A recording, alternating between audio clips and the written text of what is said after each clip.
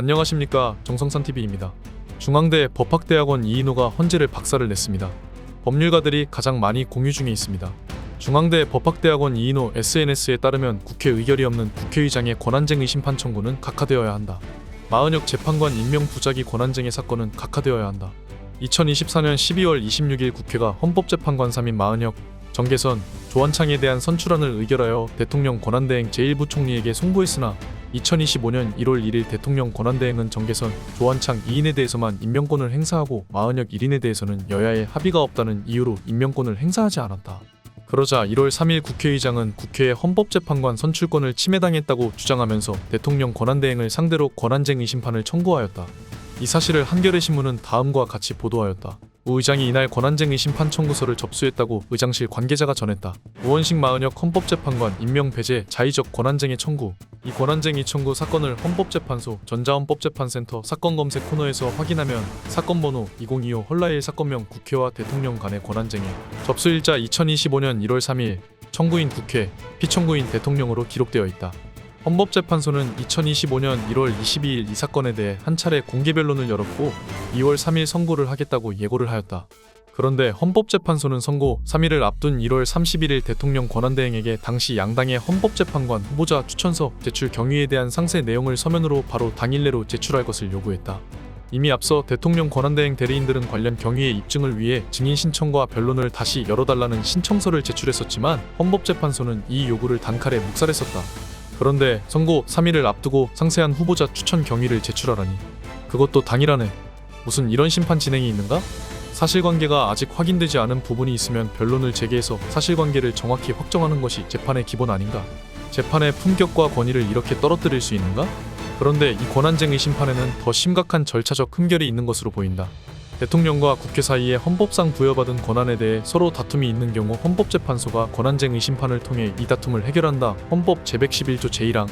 이 사건에서 문제가 된 헌법상의 권한은 대통령의 헌법재판관 임명권과 국회의 헌법재판관 3인 선출권이다.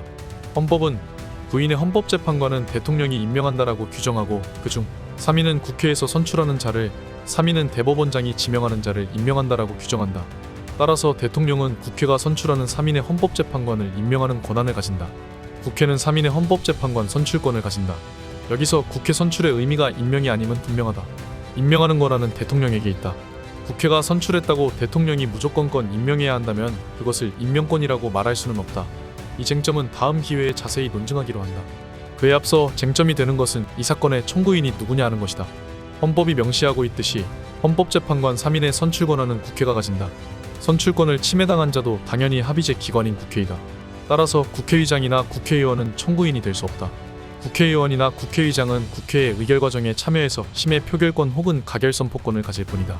일찍이 2011년에 헌법재판소도 국회의원이 대통령을 상대로 청구한 권한쟁의 심판 청구에서 이 점을 분명히 했다.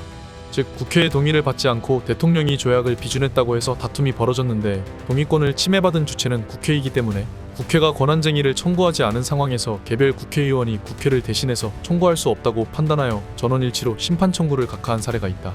참고로 헌법은 국회는 조약의 체결 비준에 대한 동의권을 가진다라고 규정한다.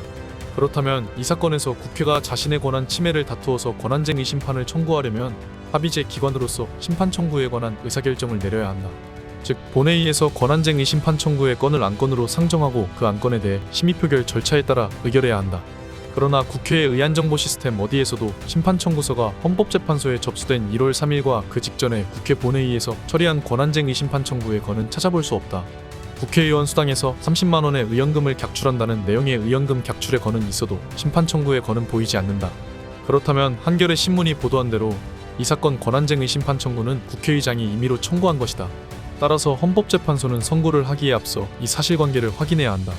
그리하여 만일 국회의 의결을 거치지 않고 국회의장이 임의로 청구한 것이라면 헌법재판관 추천권을 침해당한 당사자가 청구하지도 않은 가상의 사건을 변론하고 심리한 것이 된다. 따라서 명백히 각하되어야 한다. 만일 다른 신묘한 기교를 부려 이 명백한 법리를 우회한다면 헌법재판소에 대한 신뢰의 추락은 끝이 없을 것이다라고 게시했습니다. 요약하자면 국회의장이 지멋대로 헌재에 권한쟁의 심판 청구를 했고 국회의장은 그런 권한 없고 국회 전체 표결을 거쳐야 합법입니다.